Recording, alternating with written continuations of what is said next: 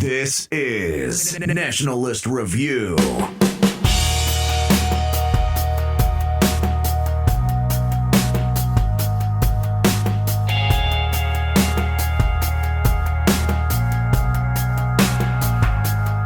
Good evening, America, and welcome back to the right wing's most resilient and well-networked, IRL networked podcast. Coming to you alive, well-rested, well-traveled, and from the portable hate lair. I'm at an undisclosed location deep in the heart of communist-occupied Western Washington. Joined as always by my friend, the ephemeral Spectre. How's it going, man? Going great. Hello, Mr. and Mrs. Nationalist America and all ships at sea. I just wanted to say, WTF, I love cuckolding now. Thank you, CNN. Truly enriched. You know, I just, there's all these people out there who are living these happy, normal lives with their normal marriages and normal marriage partners. But thank God for CNN to inform us that sacrificing everything for BBC, for Jamal's BBC, is really the step forward for progress in civil rights and tolerance.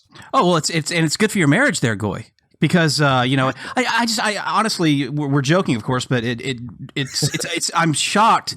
No, I'm not shocked. I guess I know we live in the Hong Kong clown world, but this is not something from Vogue or Teen Vogue or anything like that. This is not Lauren Ducal or whatever her name was.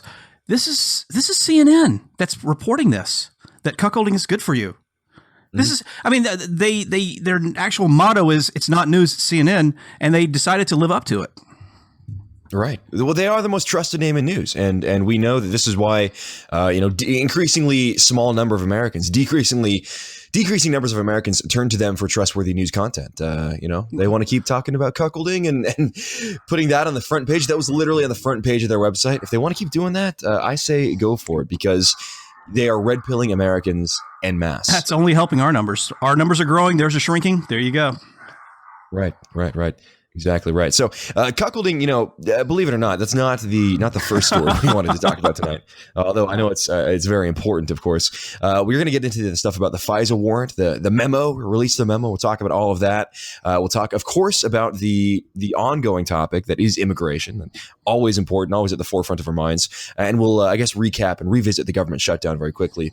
Before we do that, I want to encourage everyone to, of course, check out amfirstmedia.com for all of our articles and content there on America First Media. Check us out on Twitter at AmFirstMedia. Check out Spectre on Twitter at TheDisrespecter. That link will be down below. And we're going to be back to regular schedule this next week with my show. I was, as previously noted, traveling. I was enjoying the beautiful, beautiful ocean shores, Washington. Spectre, I don't know if you've had the pleasure to come up to the Pacific Northwest coast in the fall, but let me just say, sideways rain and 50 degrees, not exactly a pleasurable experience. But I was over there doing some networking at a conference over there, meeting some very esteemed Republicans. So that is why there was no show this past week. For a couple of days I was traveling, but we'll be back with that this next week. So, of course, one of the biggest stories is this FISA warrant story, which is now continuing to play out in the press. It's being kind of litigated in the press, each side sniping back and forth at each other. The memo is, of course, this memo written by Devin Nunes, however you say it, that it's a 4-page memo alleging abuse of the FISA court system by Obama-era officials. Now, this report reportedly speaks to the way the Justice Department and the way that FBI officials were able to initiate the entire Trump-Russia investigation and how they gathered evidence that was then used to justify the Trump-Russia investigation. Now, both sides are kind of taking shots at each other back and forth in the public eye. Of course, this memo is not yet released. Spectre, the Democrats are now apparently going to respond with their own memo. Is that accurate? They are, and it's you can tell there must be something here, more so than just a week ago. I was saying that I was kind of gray-pilled on this. And I was thinking, well, there might be some really good, juicy stuff in there, but is it really the smoking gun? Is it really the Watergate tapes that it had been built up to be by the early leaks and the early, the early previews that we were getting from people like Steve King? Mm-hmm. And when it was first announced last, there was the possibility that it would be coming out within the next, week or month. There was an immediate panic on the Democrat side. in a way that you don't normally see. Their operatives, their surrogates out there in media land and social media land were saying this was treason. Just to release this would be treason. Now you have the media, the formal media apparatus, the Washington Post, the New York Times, trying to get out ahead of this and sort of frame it as if to say, well, there's this memo, but the Democrats are going to be preparing their own memo that's going to really, it's going to kind of cancel this out. And even the Washington Post put together this lengthy story that I had to trudge all the way through twice to realize what I was reading. What they did was try to set this up as there was a tactic the Clintons often used back in the 90s, which was to get ahead of the story. They would admit a small amount, put it, try to spin the context of it, and then by the time the actual real evidence came out, the real story came out, they can say, oh, well, that's old news. And I feel like that's what they're trying to do here. The Washington Post story, for instance, I've never actually been in a newsroom, but I could almost imagine the editor standing over the writer's shoulder saying, okay, well, so you got the first couple of graphs. You explained that Nunes and the committee is going to be voting to release it. It's going to be then up to Trump to sign off on releasing it. The Democrats are going to have their response. We got to put a whole lot more in here. And so, we all know how hollow and what a house of cards the whole Trump-Russia thing has been, but they have 9 months of archived stories to draw. And so as I was reading through this, I was like, this is copy and paste from all their previous stories, trying to build up this huge thing. We're talking, I would have to guess this is like 1,500 words, trying to rehash and recap and rehash again all the allegations. And then just, 2 paragraphs to say, oh, there's this memo that says that perhaps a lot of this is all BS, that it comes from compromised sources, paid for sources. There is worry. I guess the bottom line here is there is worry in the media establishment, which is, basically the propaganda wing of the Democratic Party and the Democratic Party itself, because they know that this is going to be a wrecking ball. Right. Right. And the guy leading the charge for the Democrats here is, of course, Adam Schiff, who is the leading CNN surrogate for the Trump-Russia collusion narrative. You see him on CNN and the cable networks all the time going out there and presenting as fact, without evidence, this idea that there was Trump-Russia collusion. And we see him out there on a very regular basis doing this. So he is going to be the point man and apparently leading the effort here. According to Washington Post, he says, quote, "We need to produce our own memo that lays out the actual facts and shows how the majority memo distorts the work of the FBI and Department of Justice." So my belief going into this and my interpretation of this is that, my prediction, I guess you could say, is that Schiff and the Democrats are going to just rehash the Trump-Russia stories they've put out, the ones that are unsubstantiated, without basis in fact, without basis in evidence. They're going to put those out as the factual narrative. And when the Republican memo comes out and it is based on actual fact and actual evidence that was turned up by the House Intelligence Committee, they will try to equivocate the two. They'll try to equivocate the Democrats' projection and their theories about what happened. They'll try to equivocate that with the House Intelligence Committee memo, which is actually based in real investigative findings. And in the media, of course, we know the media will side with the Democrats because they, of course, are effectively operatives of the left and the Democratic Party and those other forces that wish to destroy America. So that is my concern here. And that's why I think it's very important for Trump and the Republicans and Nunes and Peter King and everyone else involved here to get out ahead of this. But good news, it looks like they're going to. Trump apparently is demanding that they release the memo. Trump is apparently agitating on behalf of getting that released. And it is now projected, according to congressional sources, that this will be voted on early next week. So early this upcoming week, Monday, if you're listening on Monday, is apparently when this will be taken up by the House Intelligence Committee. So looking like this will be voted on this week and should be pushed out even possibly by this upcoming Friday, if not this next Monday. So I think they're moving in a good direction on this. Yeah, I wonder 2 things about this. One is how much the Democrats are going to try to play the, oh my God, I can't believe that that the Republicans and Trump are actually impugning the integrity of the Department of Justice and the FBI. And smearing them and they're distorting the good work of these fine agents who are, standing on the wall defending us. And I'm thinking, you bastards, because Because I'm sorry, I'm older now, I'm red pilled, but there's still a part of me, the naive little farm boy or whatever you want to call it, that, no matter what was going on in politics when I was growing up, no matter what scandals were here or there, we were sold this idea that, standing above it all, standing separate from it, standing for truth, justice, in the American way, just incorruptible, was the FBI and the Department of Justice. And it didn't matter if you were an FBI agent and you found out the guy who you'd been working with, your partner, for 20 years. If you found out he was dirty, you were the one to put cuffs on him because you didn't, they would not tolerate any kind, even the appearance of impropriety.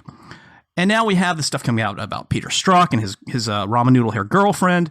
We see how just, Rod Rosenstein, and everybody else has been so compromised in this, and it's just so blatantly, and they've become so partisan and political, and it's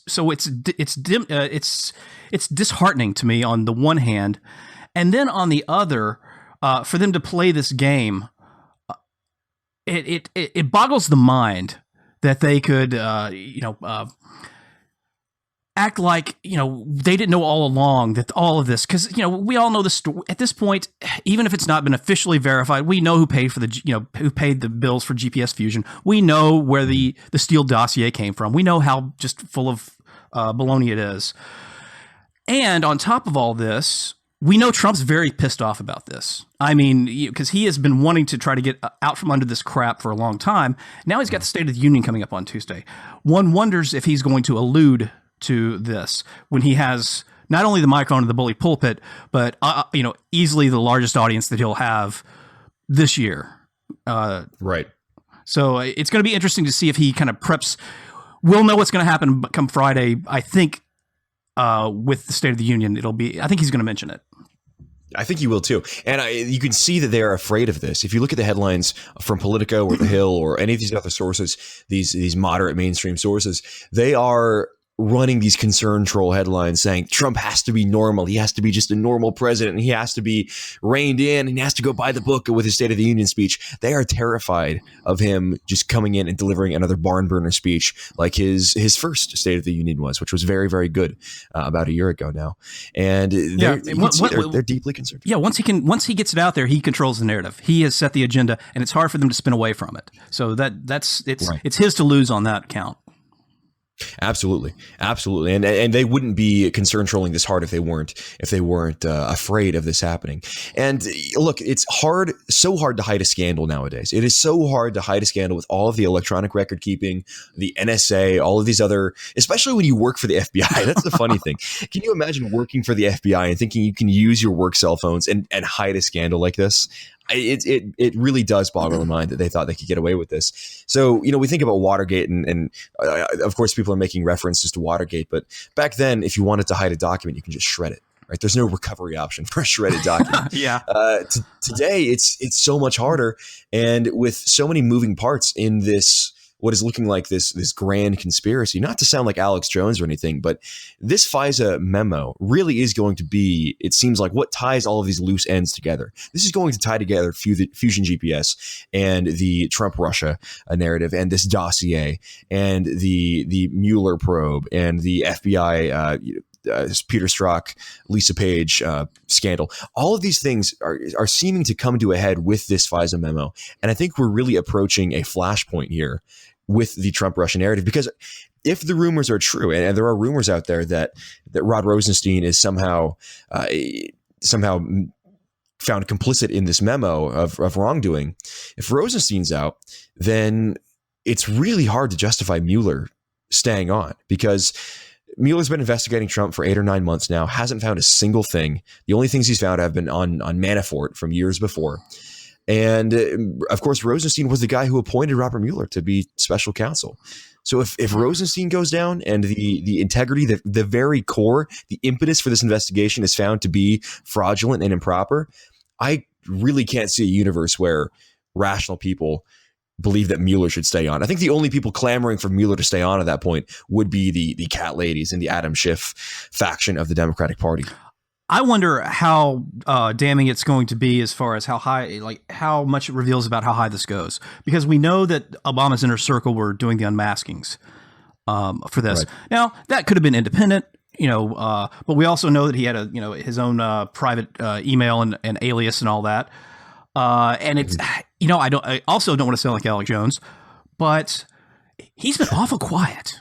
And I would think that a guy who lacks message discipline as much as he does, who just kind of talks off the cuff and doesn't have that same reserve that a lot of other presidents do after their tenure, you would think that he would kind of stand up for himself a little more. I'm just saying that, I think he's keeping quiet for a reason. Mm-hmm. Especially a guy with so much popularity, like they say Obama has, right? In the media, you hear about how Obama is like 70% approval ratings and massively popular, and so many people still think he's our president.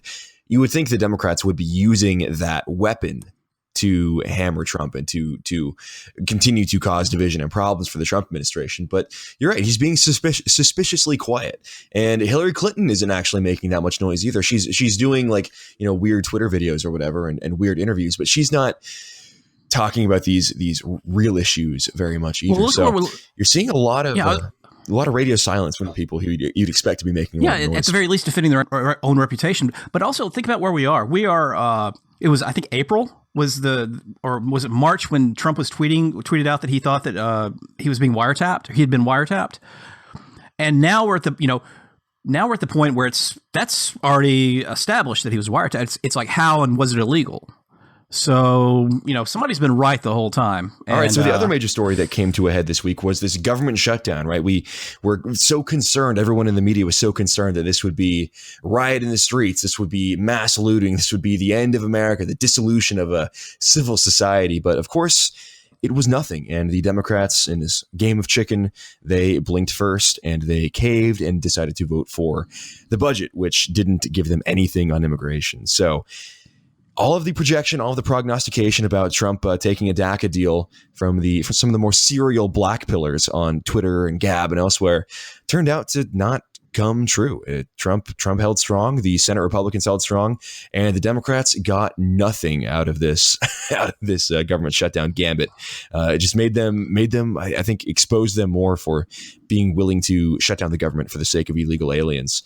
How do you think this played out for the Democrats and for President Trump? And are we headed to another government shutdown, do you think, in mid-February? Well, they went to their standard playbook, and it has always served them well. But this is a case where you're fighting a new enemy, and you're still fighting the old war's tactics, and the enemy's running circles around you.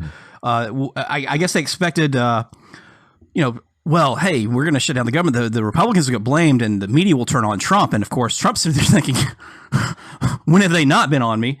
And I don't really care, and I'm still giving you nothing. Mm-hmm. Because Republicans would sit there, in past years with whether it was the 2013 shutdown or the threats of shutdown, would take it seriously and take it to heart. And then, their staffers would read these stories in Politico on the Hill and just get very deeply, deeply concerned that their constituents would be upset about this. And now you got a guy who, knows how to hold his cards close to his chest, knows how to bluff, knows how to play poker, and he was not having it. And it was not only a fail, but it was a spectacular fail. When, even Twitter can't control the trending hashtags. They could try to push the Trump shutdown. They couldn't quiet down the Schumer surrender. Right. And it's interesting to note, too, that the response and the criticism of Schumer was coming not from the right. It was coming mostly from the left and the increasingly agitated activist left, many of them Hispanics, many of them other the hodgepodge of racial minorities and diversity they have on the left now. They saw this as cucking. They saw this as the Democrats cucking their base, which is absolutely what it was. And that's why you got this massive outpouring of the 56%ers showing up in Senate offices and occupying these offices and chanting about all 11 million or whatever. And this is why you saw they went to Schumer's house. I don't know if you saw that. They occupied Schumer's house. No, yeah, of all people for them to be protesting, that was the big one, because they are mad. They're more mad at him, and it's what we talked about last week.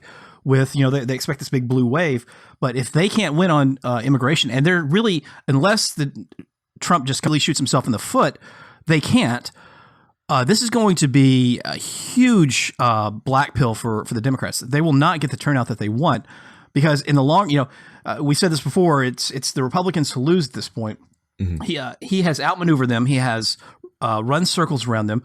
This offer this week, I don't want to jump ahead because I know we're going to get to it, and with the Amnesty Dawn stuff, they weren't prepared for this. You got to keep in mind that, in particularly the Senate, these are the same people, the exact same senators who had to deal with George W. Bush, who had to deal with, who are used to dealing with Mitch McConnell or Paul Ryan or John Boehner.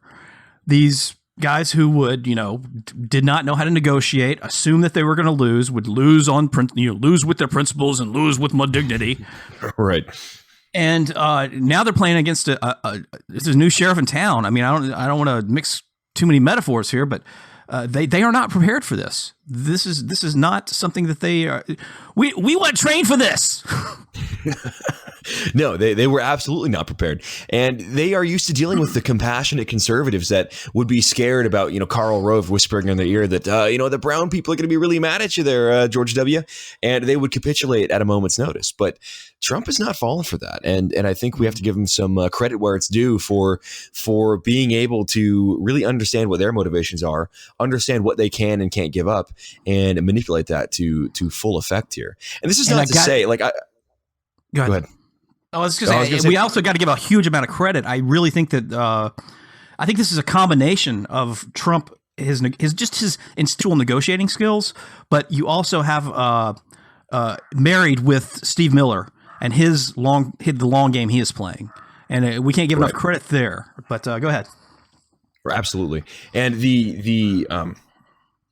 I think we don't want to be trying to say this is like 4D chess, that everything is part of like a 70 stage plan or 100 stage plan that come at the end of his eighth term, at the end of his second term, we'll see all of this like tied neatly together in a little bow and it'll all work out perfectly like some like Hollywood movie. That's not what we're trying to say, but of course there's political strategy involved with this, and I think that Trump is really demonstrating his ability to use that and to just really manipulate the Democrats in a very very telling way. And this leads us directly into, of course, Amnesty Dawn, which was the topic of the week and the nickname ascribed to President Trump by Breitbart this week as a result of this deal that apparently he proposed, that in fact it was confirmed the White House proposed to the Democrats.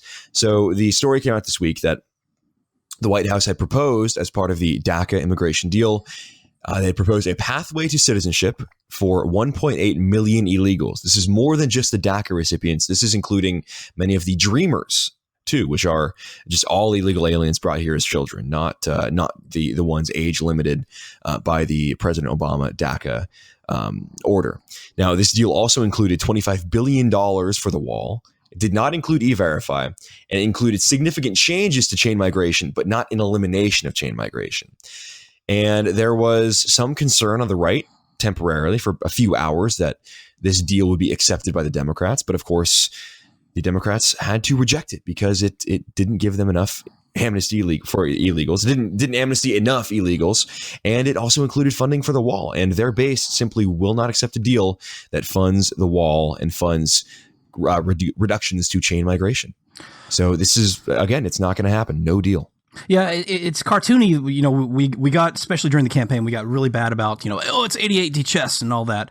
But we do have to keep in mind that Donald Trump is a real estate developer. And in real estate, you can't think day to day. You have to think the long game. You have to think ahead. You have to plan ahead. You have to get your ducks in a row, and you have to be able to out-negotiate the other guy. And so I think multiple things were at play here. I do believe that they knew when they offered this up that it would not be accepted. I think that was both he and Stephen Miller had their hand on that. I think they knew that we're offering them something that's going to make us look generous and make them look like the extremists who are willing to throw all this away for illegal aliens, which the more that this gets played out to the public and they start seeing what the Democrats are doing, and we can get into the polling data about that, the less the public likes it. It's one thing for you to say, well, the guy who cuts my yard, I like him and I hope his kids can go to college. But when when people start looking at it and they start saying that, their government, the Democrats are willing to shut down their government, Democrats are willing to sacrifice all this for these illegals who are jumping the border, it becomes less and less popular. And so, I think there was that. I think This is just my own personal theory. I think that, I think you could say to the average American, hey, if we cut a deal and we get the border wall, can you live with 800,000 people being put on a pathway to citizenship? 800,000 doesn't sound like that much, a nation of 350 million. But now we're talking about 1.8 million. Mm-hmm. And I think that's a bigger, it's not just a bigger number, it's psychologically a bigger number. 800 is the same reason that something is 99 cents at the store instead of $1.05. Now that it's 1.8 million, you're like, ooh, that's a lot. So there's that. Right. There was no way that they were going to accept this bill because, and this is where we don't give the Democrats enough credit on their part. They also are thinking of the long game. Okay, so they get the 1.8 million, and they get the goodwill of the legal voters, legal immigrant voters who are here. But what does that do for them in the long run? That means in 5 years, that big chain, that exponentially growing chain of migration that would come here and become their voters in 10, 20 years is not going to come. And that's that hurts them big time because that's what they bank on. So I think I think this was very cleverly a poison pill. And with the added bonus of a window dressing that makes it look like, I offered them 1.8 million. They still wouldn't take the deal. It makes them look really terrible. And where do they go from here? Because now that their counteroffer has been, well, we're going to go with the Gang of Six bill again, the Lindsey Graham bill. Yeah, which is and all it is everything that they want, and then 10% of the wall funding. That they know that's not going to fly. So we're at an impasse. Yeah, it's right.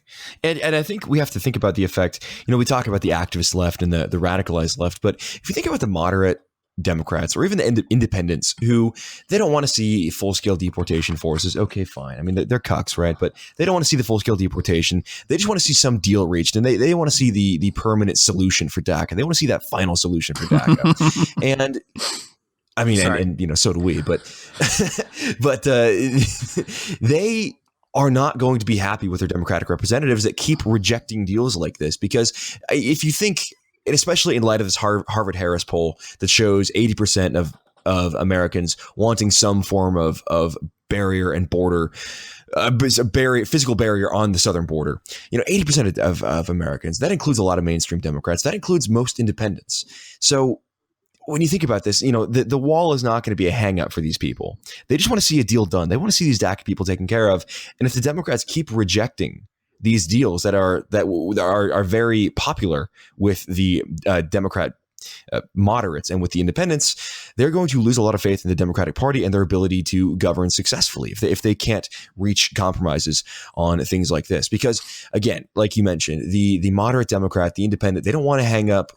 They don't want to hold up funding for the American government. They don't want to shut down the American government over illegal aliens. They may feel compassion for them. They may feel sympathy for them. They may want to see them be taken care of by the government in a citizenship sense or in a legal resident sense. But they don't want to see them become the new primary client, right? They don't want to see them, the American government's interests revolve around them. And I think that, this is going to further harm the Democrats' position with the independent voters that they will need to achieve any kind of success in 2018. If they want to have any kind of blue wave in 2018, they're going to rely on independent voters turning out and expressing their displeasure with Donald Trump. But it's just not going to happen, right? They're not behaving in a way that will ingratiate them to the independent voters. No. And I think we're going to see that become very, very clear here as we get closer to 2018. It's classic divide and conquer. You're dividing their forces. You're setting them apart from each other. And I'm not motivated now. I'm the moderate. I'm not as motivated to get out there. Oh, well, okay. You didn't get an amnesty for all 35 million illegals, whatever it is now. Well, then I, as the radical, I'm also not going to go out and vote. So It just steals that motivation out from under them. Mm-hmm. Yeah, and we see this happen to us all the time, right? We see this happen to us with people like candidates like Corey Stewart, who will say a lot of the right things on certain issues, and like on Confederate monuments, for example. But then he'll say something on foreign policy or on some other issue that we don't like, and our guys who are further right or more dedicated or more hardcore will say, I'm not going to vote for the guy. He's a cuck. And then some of the people who are more center right, you could say, well, so I'm not going to vote for that guy. He's too extreme. So we have a very clear firsthand experience with this being done to us.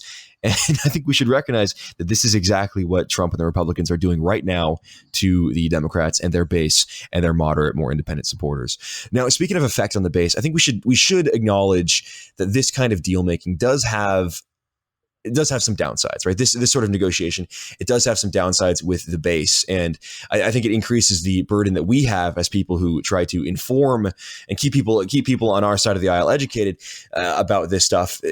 We have to combat the kind of gaslighting that the media then gets away with, because the leftist media, they'll see the deal that Trump is proposing, this 1.8 million, and they will present this as what Trump really wants, right? They'll go out and present this as what Trump really, really wants for these DACA kids. And this has the effect of gaslighting a lot of our base into believing that this is just how it's going to be. I was talking to a lot of people this weekend who are not following the minutia of this, and this was at a political action conference, and they were just assuming that amnesty was a done deal. Amnesty was just going to happen because Trump said 1.8 million. So how can we combat that? How can we keep the faith? Can encourage people to keep the faith and not believe that this is just the way it's going to be? Well, my first thought on that is we have a lot of people who have too big an audience. Your Jack Prosobic, I can't even pronounce his name, and I don't even try. Your Breitbarts out there that also have the same fatal error in their thinking, which is always the short term, always the immediate, always the breaking news, and not any thought to strategy. If you only pay attention to tactics instead of strategy, and in particular with this White House, in particular with the degree of strategic thinking that it has, that they have demonstrated they're capable of executing. Now, not everything's AD chess, but they do think strategically. And so, when I first saw this, my very first reaction was, what the hell? And I actually had to stop myself and say, there's no way this is, I think it was an NBC story that I saw first on this last Wednesday. Mm-hmm. I thought, what? No. I'm going to, I open a window, I'm jumping. But I stopped and I thought, no, this is negotiations. This is what this is. And yet, of course, even the well-meaning people on our side, immediately start with headlines on their websites or tweets or Facebook posts or whatever. It's all over. Amnesty done. He's completely cucked out. They just want to be able to declare that. They want to be first with the news, and that's as error filled and as credibility destroying, and it should be, as anything that the mainstream media does. Yeah. So, I don't think we're giving away the game when we say, guys, just, the left isn't paying attention to us.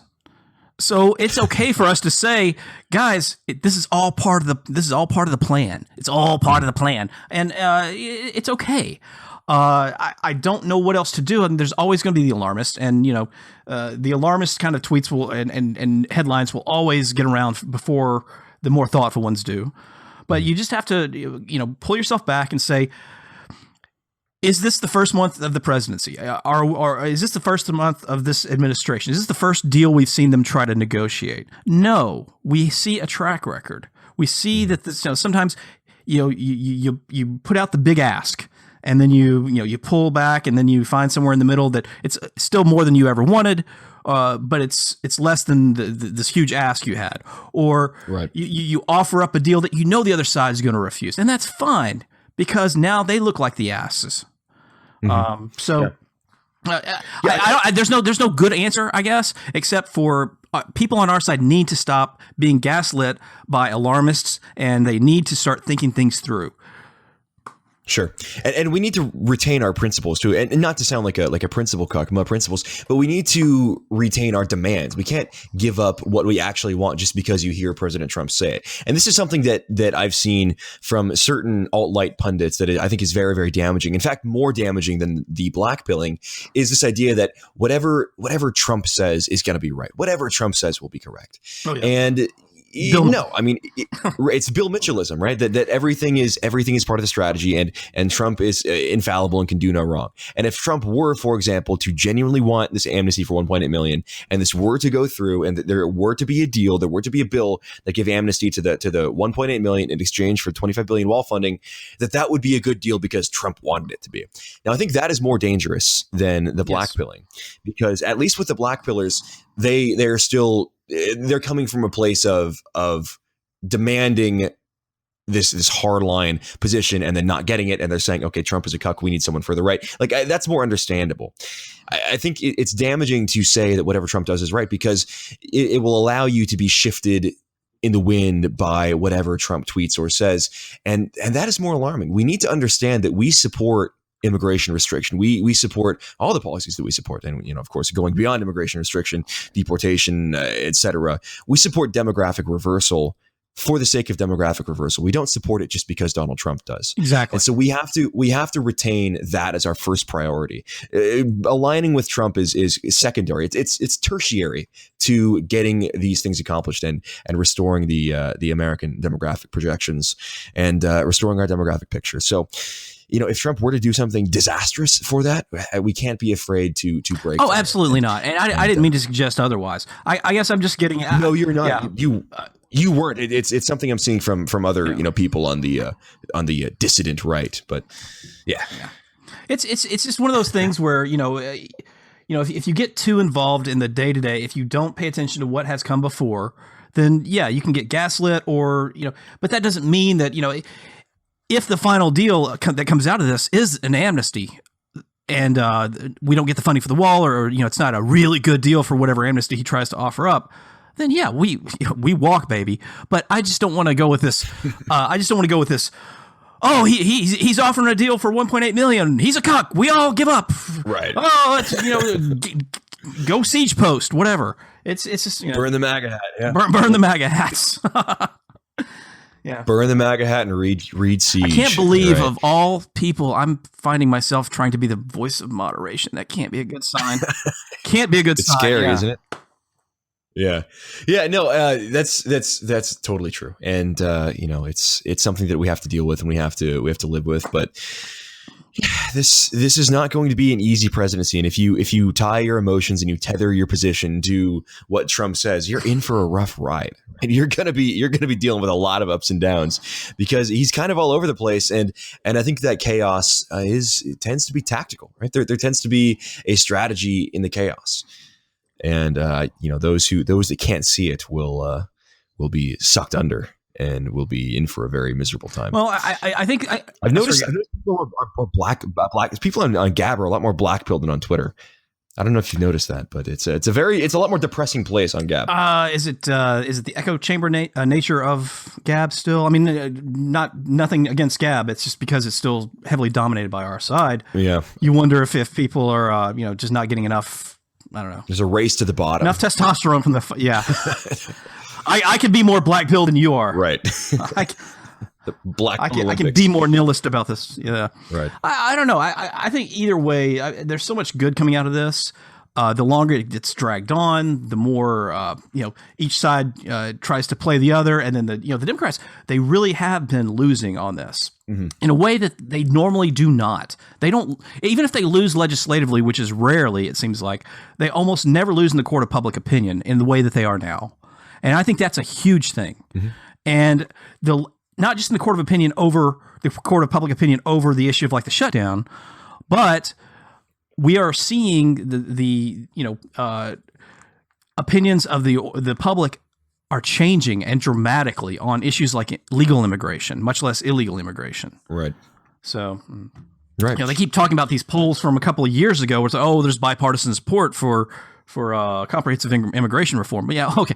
First of all, that was a couple of years ago when you had a lot more control of the narrative, and secondly, I don't know that any of that's true anymore because we have people. What is 80% of people now that want to limit legal immigration? That says something. Yeah, this new Harvard-Harris poll that came out, you can look into the results of that. Very good projections for immigration. It's something like, I think it was 75% of Americans wanted a barrier on the southern border. 80% of Americans want to reduce the number of legal immigrants coming into the country. These are very mainstream positions, and it's just a matter of getting the politicians to articulate and enact them. And meanwhile, the Democrats continue, like Nancy Pelosi, being led by Pelosi, they continue to go further and further off the rails and demonize what, again, we know are mainstream positions as radical. Nancy Pelosi, according to Mediaite, went and gave a speech at the United States Conference of Mayors on this past Friday, where she blasted President Donald Trump's approach to immigration policy by saying he wants to, quote, make America white again. The House Minority Leader addressed the recent disputes over the future of protections for DACA Dreamers, and eventually she acknowledged the recent reports that Trump would back an immigration plan to grant 1.8 million undocumented immigrants a path to citizenship. Pelosi was not impressed, and she said today that the plan would cut down legal immigration, hurt minorities, and would be an antithesis to American values.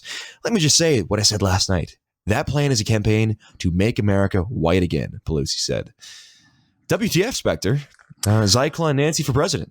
Oh my God! What's built into this, and I've talked about this already, but when I saw that quote, I was so disturbed. And again, this is maybe the normie me reacting a little more to it, but the assumptions built into the very phrase that when she said this is going to make America white again.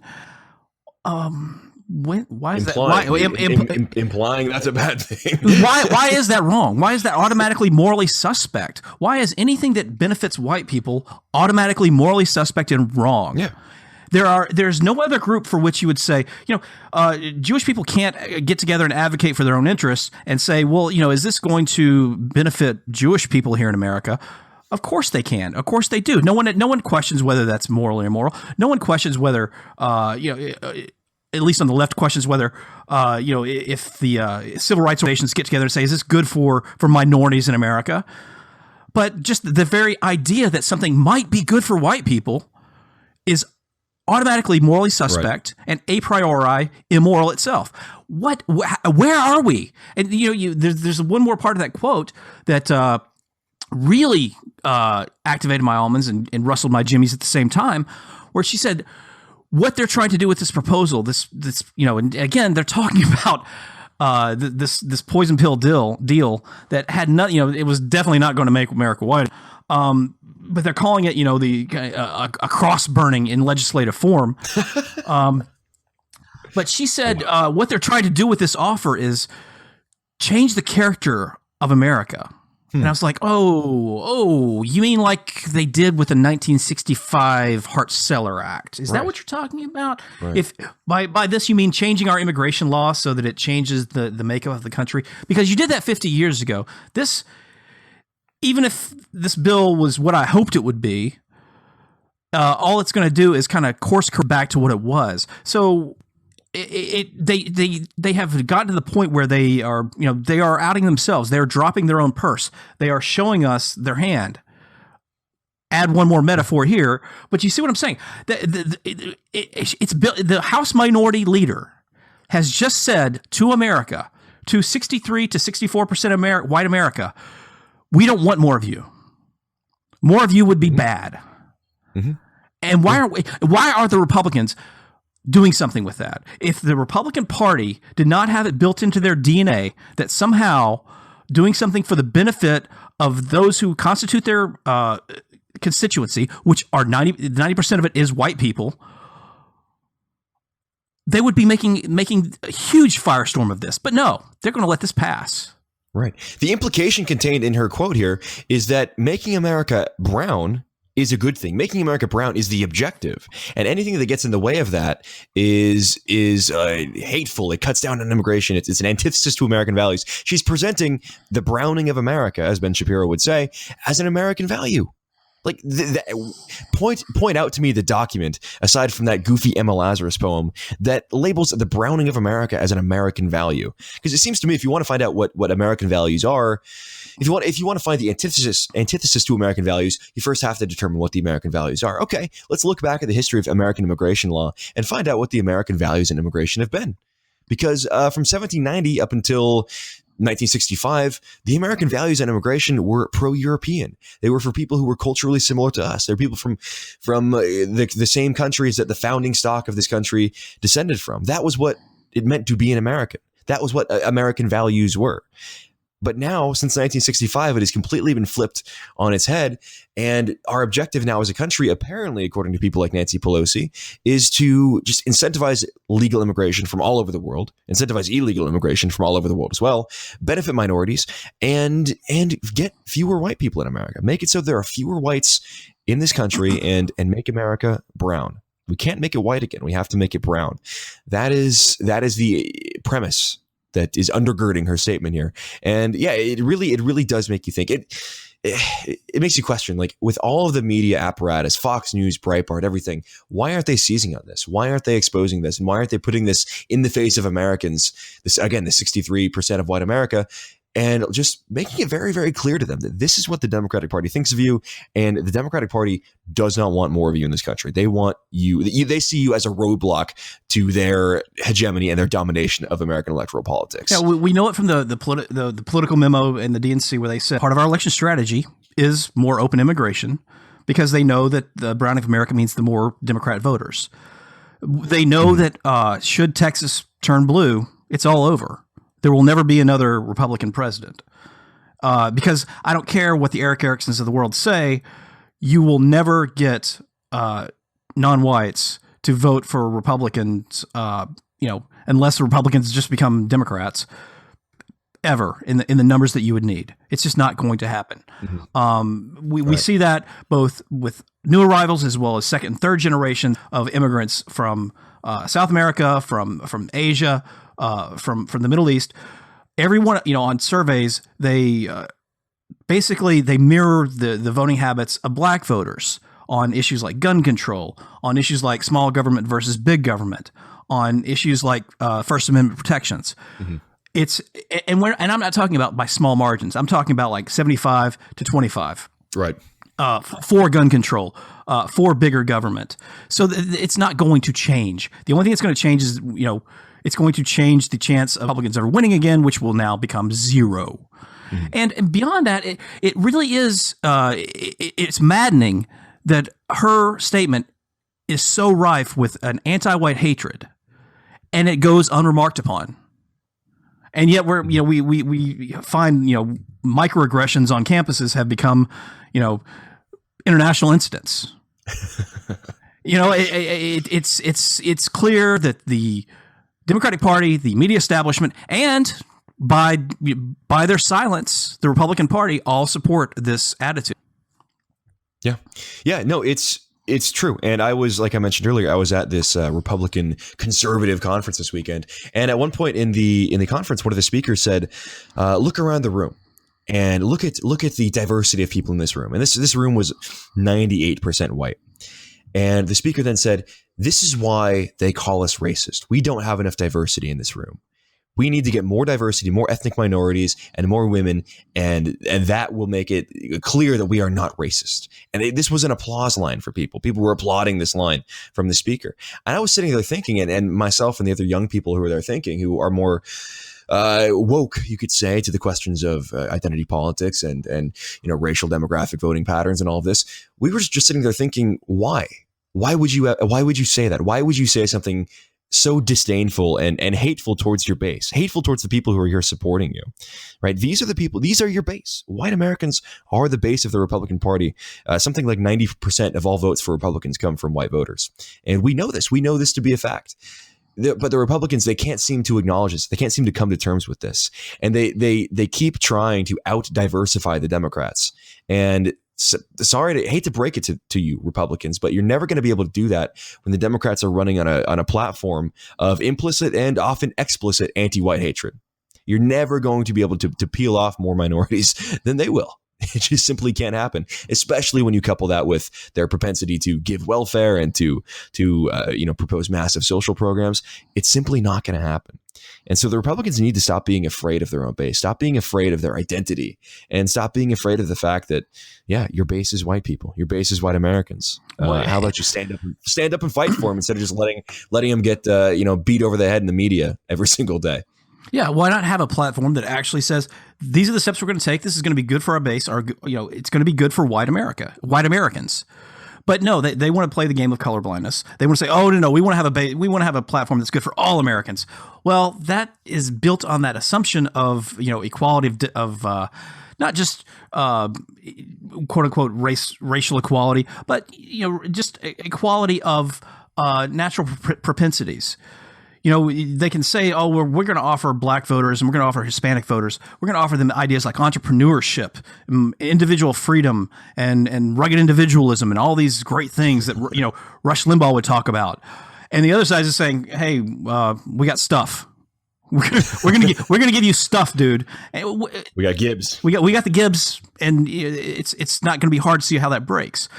It's a Republican Party that was explicitly supportive of its base, that would go out and try to capture back that small minority of whites who still vote for Democrats, would be a winning party.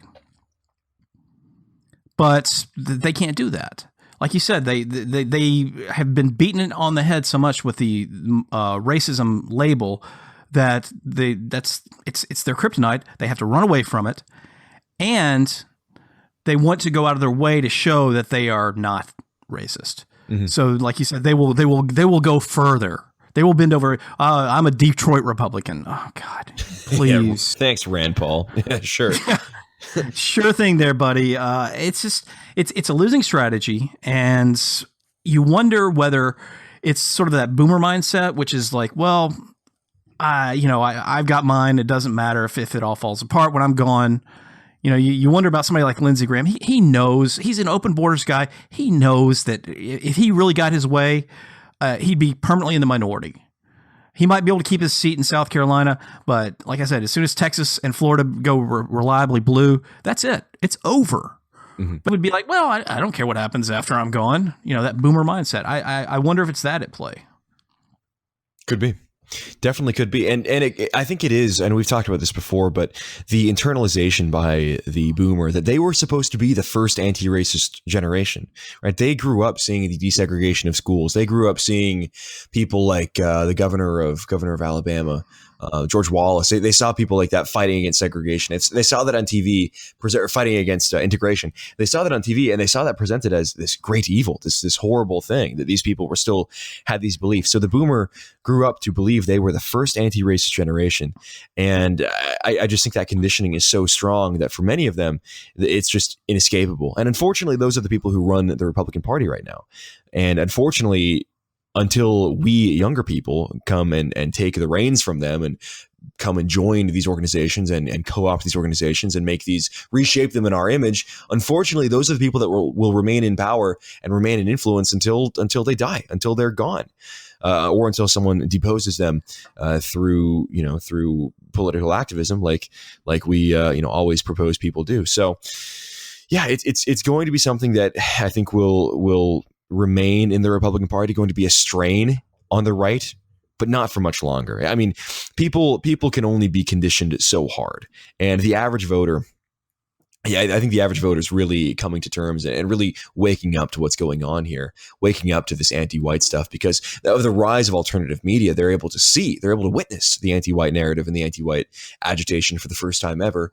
And when they see it laid out very explicitly, like the Democrats have a propensity to do and have a fondness of doing, they can recognize it for what it is, and they don't like it. And so they're going to be pushing back regardless of all of the anti-racist signaling that has been conditioned into them. So I think there is hope, but we just need to of course, take the reins from the boomer, and the anti-racist boomer has to become a thing of the past. Yeah. Speaking of I was going to say, it's maybe, I don't know if this is an old saying, but it's there's no bigger racist than the person who hates his own race. And it seems like at the top of the Republican Party, that's what you have. Yeah, absolutely. And a complete unwillingness and complete refusal to acknowledge that it's even moral for people to do that. It's not even a position they have where they say, well, I can see why white Americans would want to do that, but that's not what we do. We're for everybody here. They don't even do that. Many of these people see it as fundamentally immoral for whites to take their own side. And that is, I think, even more damaging. Absolutely. An even more damaging thing. So, hey, we heard all about how all these great countries in South America and Africa were totally not shitholes, right? Totally not shitholes.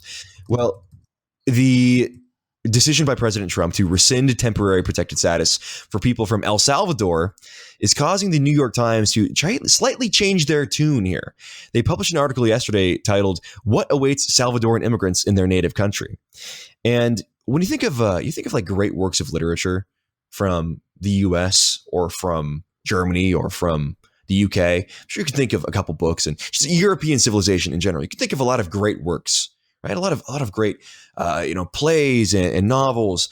Well, in the history of El Salvador, they have some interesting novels as well. And the New York Times presented these here for the viewer to help you understand that their country is totally not a shithole. So book one, El Salvadoran classic they presented was Salvador by Joan Didion, which describes body dumps, where a skull surrounded by a perfect corona of hair is not an uncommon sight, and details the macabre lessons about the body's deterioration that one learns upon arriving. So El Salvador is a nation full of decomposing bodies and decapitated skulls, but totally not a shithole. So remember that. I want to raise my kids there. Totally not shithole. Yeah. I think we need more people in America that establish civilizations like that. We need more people like that here. We don't have enough public body dumps in America, so we need more Salvadorans. Come and culturally enrich us. Bring us your body dumps. Jesus.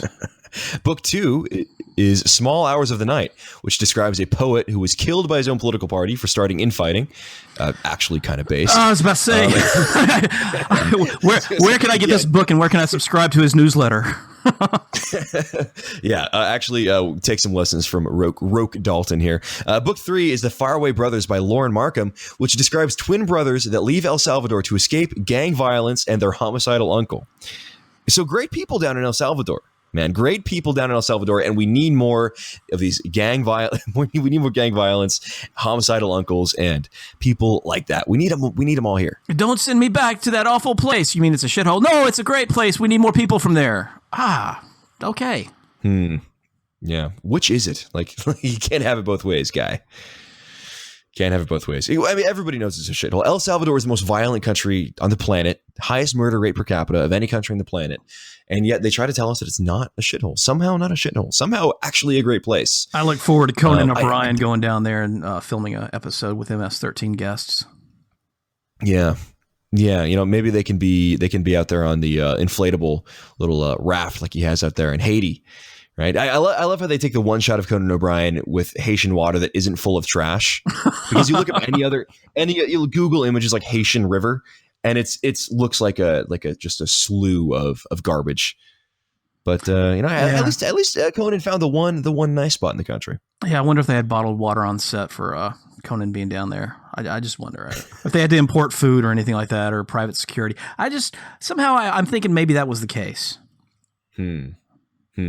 I don't know. That sounds a little bit racist to me. I think you're discounting the vibrancy of Haitian culture, and dirt cookies, of course, their main delicacy, their practice of shitting in the same river they drink from, which is another very vibrant cultural practice we should import to the U.S. immediately. Gotta love it. Yeah, I think. Well, don't we get enough Indians who do that as well? I mean, true. True. So anyways, speaking of people who should not be here, deportations, unfortunately, they are being blocked by the judicial system. This is from Reuters. A federal judge on Thursday said President Donald Trump's administration cannot immediately deport 92 Cambodian citizens from the U.S. without first allowing them a chance to challenge the action in court. After arriving in the U.S., the Cambodians had been convicted of various criminal charges and ordered deported years ago. However, Cambodia refused to repatriate them, so they were released from immigration custody, and many held down jobs until they were rearrested last year. So, look, this is the judicial system, again, intervening in the executive branch, totally overstepping their bounds.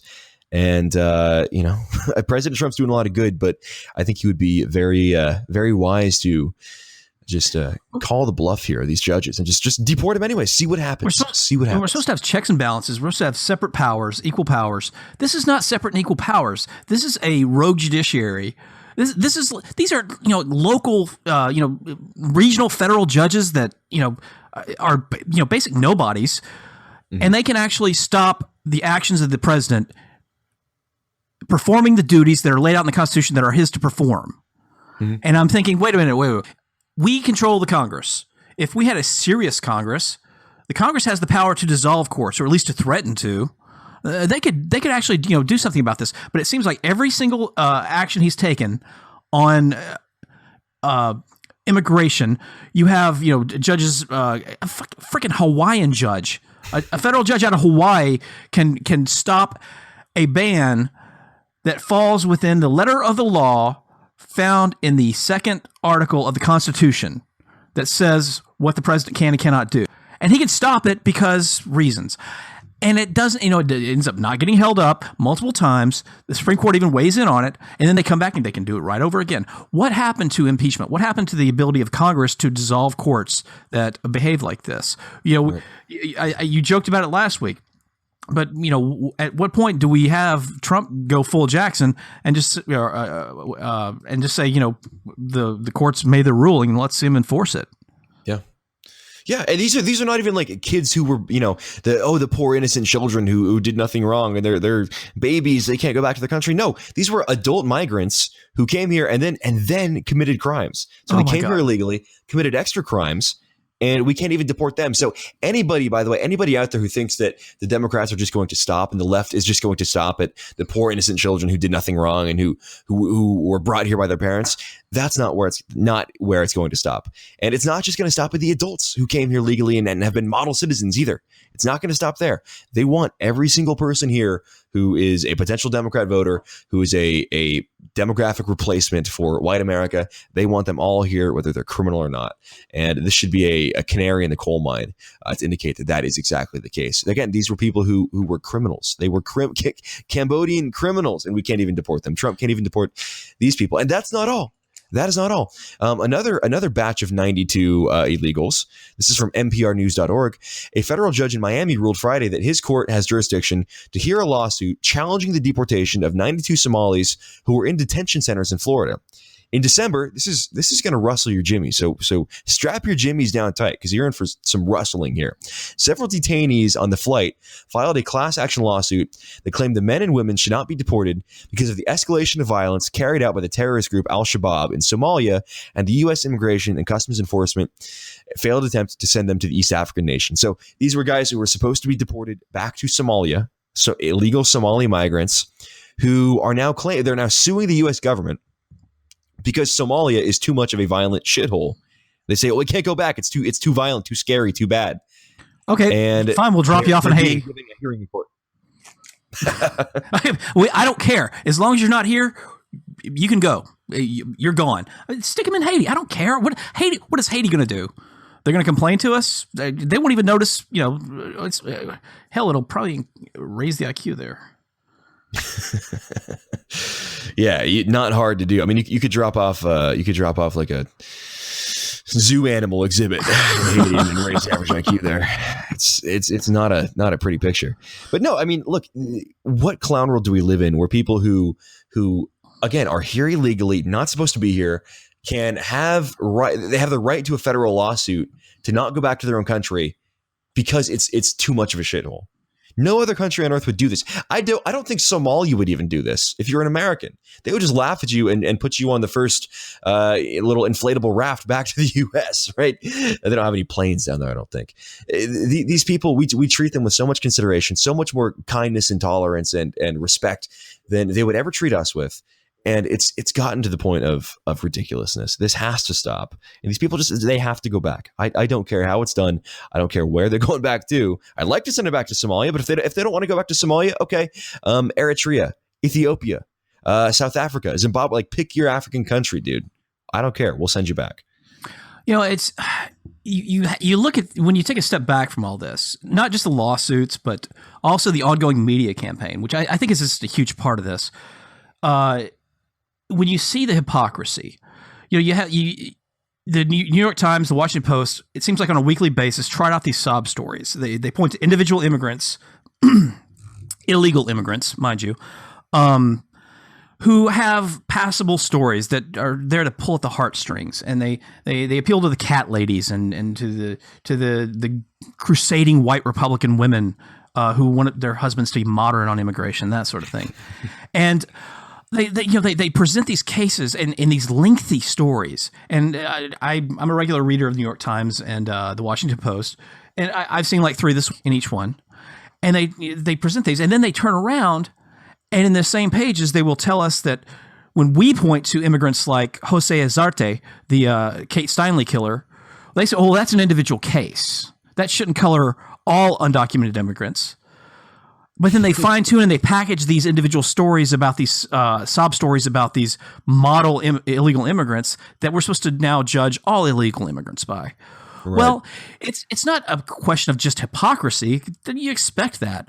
You can't look at that, take a step back and look at that campaign, the lawfare campaign being waged, all these immigrant groups suing on these class action lawsuits, holding things up, getting these restraining orders, and not think, this is a crusade. This is a campaign. This is a war. Mm-hmm. This is a war by political means, right? By propaganda means. And what is the end? Well, you said it yourself. It's the replacement of the traditional founding stock of American people, mm-hmm. because we will not go along with what they want. So they voted to replace us. Right. There is no issue they push this hard on. You think about gun control, you think about climate regulation, any of these other issues, they don't push as hard on any of these other issues as they do on immigration. And that's because immigration is the underlying issue behind everything else. The objective. Yeah. Once they get the... Oh, go ahead. Yeah, I was just going to say, once they get the population they want, all those others will be easy to take care of. Right. Once you have a 60% brown United States, gun control is a foregone conclusion. Mm-hmm. Yeah, look at how they poll. 70+% is like, I think it's 78% or maybe 68% of African Americans want the restriction on hate speech to preclude Americans from saying things that offend racial minorities. They want that to be illegal. 66% of Hispanics believe the same, that hate speech offensive to racial minorities should be banned. Of course, 56%, I believe, of white Americans say it should be legal. It should remain legal to say things. And frankly, that's a disappointingly low number of white Americans believing that hate speech should be protected speech. Oh, yeah. And that's not the only one. You can look at gun control too. The numbers are about 75% to 25% for both blacks and Hispanics for wanting more gun control. So the gun grab, I know people are very passionate about guns, and that's a good thing to be passionate about. People are very passionate about free speech. That is a good thing to be passionate about. But if you're passionate about these issues, you cannot overlook the underlying issue, that the common thread that ties all of these things together, the constant shift. And I talked to Charlie Kirk. I debated or had a conversation with Charlie Kirk, the founder of Turning Point USA, last Thursday. And it's a very, they present as sort of a soft, edgy conservative organization, but there's very neocon in nature. And I was having this conversation with him because his main shtick, the main thrust of their organization, their goal is to spread the message that socialism sucks. Okay, socialism sucks. And they do this on college campuses. They go and talk to college students about how socialism sucks. And I was saying, okay, that's a good message, right? I agree. Like, I want America to be effectively a free market country with limited regulation where it's appropriate. I agree that socialist countries are countries I don't want to live in, at least the current and South American conceptions of socialism. Some of the, European conceptions of socialism are not so bad, but I don't want to live in a socialist country. But if you keep importing third world migrants and you keep allowing the borders to remain open, you will end up with a third world socialist country. In fact, you won't even end up with a good European socialist country. You'll end up with Maduro's Venezuela. You'll end up with pre-Pinochet Chile. You'll end up with Allende era Chile. Like, you'll end up with a socialist hellhole filled with a deracinated and mixed race population, and not necessarily mixed race, but racially diversified population that can't get along, that is full of social strife. That's what you'll end up with if you keep allowing these people to come into the country. And the conservative, the anti-socialist conservative, has to recognize this. We have to recognize that this is the issue. This is the battle that's being fought. Immigration and our demographic replacement. I'm speaking to conservatives out there. You are being replaced by these people. We are being replaced by these people. And we need to stop it. We need to put an end to it. Yeah, there is no traditional American values. There is no concept of individual liberty. There is no classical liberalism without the founding stock of this country, because it doesn't exist outside of this country. It doesn't exist outside of the European sphere of influence, where Europeans are the majority. And once there will never, maybe there won't be a clear majority, but once there's just pluralities of client groups in the United States, when white people are below, say, 40%, it's going to get ugly. It really will. And on top of that, they're going to be killing the goose that lays the golden egg here. Right. I mean, quite frankly, what group supports all of these social programs that they want currently right now, and we're all overstressed, all working people are, with the big taxes that you complain about, Republicans. Well, those taxes can only go up as the productive class, the productive group, the productive demographic shrinks. And as the Gibbs grow, well, where are you going to where you going to take it from there? What's your plan then, there, guy? What you got up your sleeve after that? Yeah. Low taxes is not going to be a compelling argument when the people you're bringing in don't pay taxes. They collect welfare, right? They're not going to care about your low taxes. In fact, they will vote against your low taxes because they know that without your taxes, without your tax dollars, the gravy train stops rolling, right? The tax revenue is the coal that feeds the Gibbs gravy train. And if they're not getting it, then they're not eating. So they're going to keep demanding more and more of your money.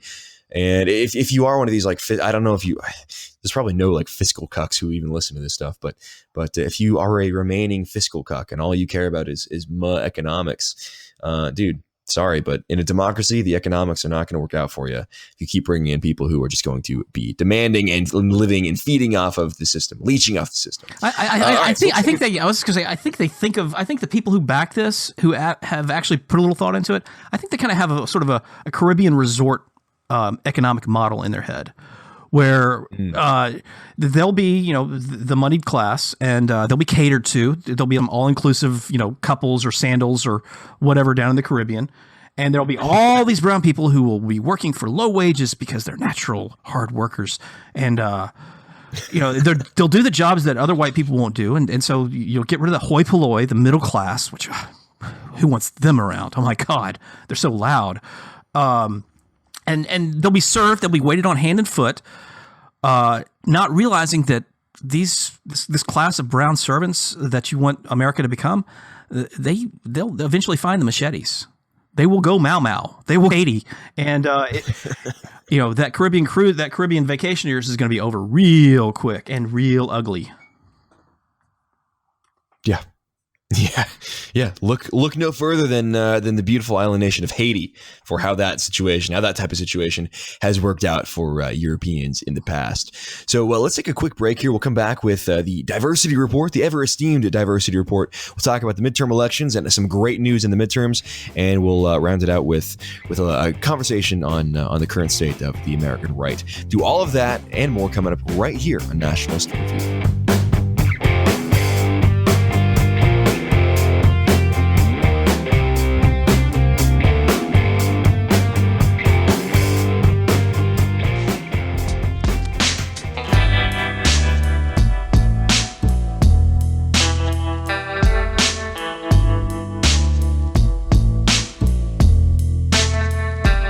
Welcome back to the program here on Nationalist Review. We are now in our 30th episode. We're almost to that one third of the way to 100. That was the goal from the start with me and the original team on the program, was to get to 100 episodes, and we're a third of the way there almost. So I think we're going to make it. I think we are all going to make it. We're all going to make it, fam, right? We're all going to make it, brah. You ever go on Fit, Spectre? You ever go on the Fit boards on 4chan? Yeah. Yeah, I feel like the whole podcasting episode number thing, it's kind of like age. As you get older, it seems like the years pass faster, and you also remember less about the earlier ones. So I'm there with you. I'm like looking back, and I'm like going, was that 6 months ago? Was that yesterday? I can't even remember. But How far are you guys on the third rail? How many episodes have you done? we just finished number 41. So Awesome. So yeah, we're not too far ahead of you. Y'all been moving at a clipping pace here. Yeah. You know, we were doing the twice a week for a while, and I think that helped inflate the numbers a little bit. But I think once a week, I like doing once a week more. I do, because it gives you more time to focus and weed out and select for the best stories. Kind of like natural selection, but for news topics. You get the best stories. You don't have to rely on filler. You're all topical on the whole program. And it really helps you also see what happens throughout the whole week and weave it into the bigger narrative and see how things tie together. You're doing less of the reactionary, like, okay, this happened. What's my first take, my hot take on it? Like we mentioned in the first hour. So I think doing the once a week program is better. It's better in almost every single way. Yeah, we love the natural selection. We're all the evolution. One could say eugenics of podcast topics. Get into the phrenology of which ones survive and which ones don't. But again, that is an anthropological topic for another time. Although there is a pretty interesting picture of me and a kid at a protest that a black guy who was getting up in my face. It's a side profile shot. Very illuminating. A little RK selection in one photo kind of a thing going on there. Yeah, just a little bit. I encourage everyone to go just type my name into Google and see what comes up. Anyways, something else I found on Google, looking at local stories, because I like to read the local stories, like to be informed what's going on. And I found this story in the Seattle Times, and it fit right in with what we're going to do for Diversity Report, a look at America's European minority future. So this story is about a grave injustice taking place in society, a grave injustice being done against the beautiful immigrant population in America. Mean words and mean jokes. Look, if you're coming over from a foreign country, it is America's obligation to accept you, right? We have to conform our society to you, right? You don't conform to ours. We will shape and rejigger everything in America to suit your needs, your language, and what you want. Because we're not a real country. We're not a nation. We don't have a national identity. We're just a dumping ground for the world's individuals to come here and change us. So the story from the Seattle Times begins, a Cleveland High School senior's Twitter post has reverberated across screens from Seattle to France. Oh, wow. So great. With people sharing their own stories of overcoming job hurdles because of language. A strong theme, children feeling emotional towards their immigrant parents.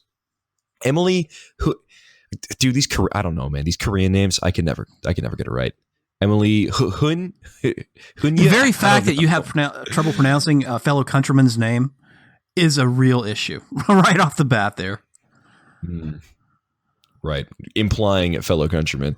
Emily Hun decided to take matters into her own hands when her Vietnamese father received an insensitive email this week from a prospective employer, pointing out his lack of English skills. The Cleveland High School senior posted about the message online, thinking just a few friends and others in the Asian community would relate. Instead, the 18-year-old ignited a conversation among children of non-native English speakers spanning the globe, spanning the country and globe, who say the email speaks volumes about language discrimination everywhere. So the email was pretty funny, I'll admit. So you read this, and the email sent from her dad to the guy, the hiring manager of this company. So this guy, Min Huyn, sends this email, says, "Hi, Bruce Peterson. I got your mail. Talk about appointment available Monday." And it continues on from there. But, no grammar, no punctuation, all wrong. And this hiring manager, who I think we need to get him on the show as a guest, it's Bruce Peterson. He says, "Let me tell you now, if you speak English, I will send you home." Which should also be our immigration policy. No kidding. Oh my God. I mean, it's a nice little throwback to no tiki, no laundry. I just, you cannot point to really anywhere in history where you have both a divergent ethnic groups and divergent languages spoken, where you have a cohesive nation that that does not fall apart. Mm-hmm. You even have somewhere like Canada. It's full of Canadians. They're nice people. That's their thing. They apologize for everything. But the French speakers don't want anything to do with the English speakers. And this is all. Right. This is a division among Europeans, much less divisions among very different cultural backgrounds. Part of a nation is. I hate to quote Michael Savage, but language, borders, and culture. And I'm sorry, but who else, raise your hand, is sick and tired of having to press 1 for press 2 for English? Where I work, there's actually a service we have to subscribe to, so that when we have patients coming in, no matter what language they speak, we can get a translation for them. That shouldn't be that shouldn't be something. I should not have. Oh, great! Now you speak what? I have trouble sometimes getting what language they speak to get to get on the phone with the trans. I think he said Hmong. I don't know. I don't know what Hmong is. I thought that was some kind of fermented cheese, but apparently that's a people. Can you speak to this guy? Can you find me somebody who can translate this? It's you can't have a cohesive country. And I'm sorry, but if you're dealing with the public, you have to have language skills, and not just English language. It's not just, I looked at that email, and it also could have easily been by some, teenager texting, and I don't want to deal with that person either. It could be a white teenager texting me or writing me a memo like that. Get out. You're fired. I don't want to deal with you. English, right. Basic English proficiency should, at the very least on the job, much less, like you said, access to the country. That was part of the RAISE Act was English proficiency, and they freaked out like that was like, oh my God, we're asking too much of our immigrants. Clearly, it's the American people who need to adjust and make every sort of accommodation for people who don't want to bother to learn the language. They just want to come here and take advantage of what you built. America is not a country. It's an open air supermarket. Yeah, it's a bazaar. It's a fish market. It's an international fish market. The funny thing is, you mentioned white teenagers. I would suspect that if you are an immigrant who doesn't speak barely any English, you would, because of diversity quotas, because of fear about being labeled as a racist, like this guy, this hiring manager, totally fired. His life is probably ruined. He's not going to be able to get a job doing what he did.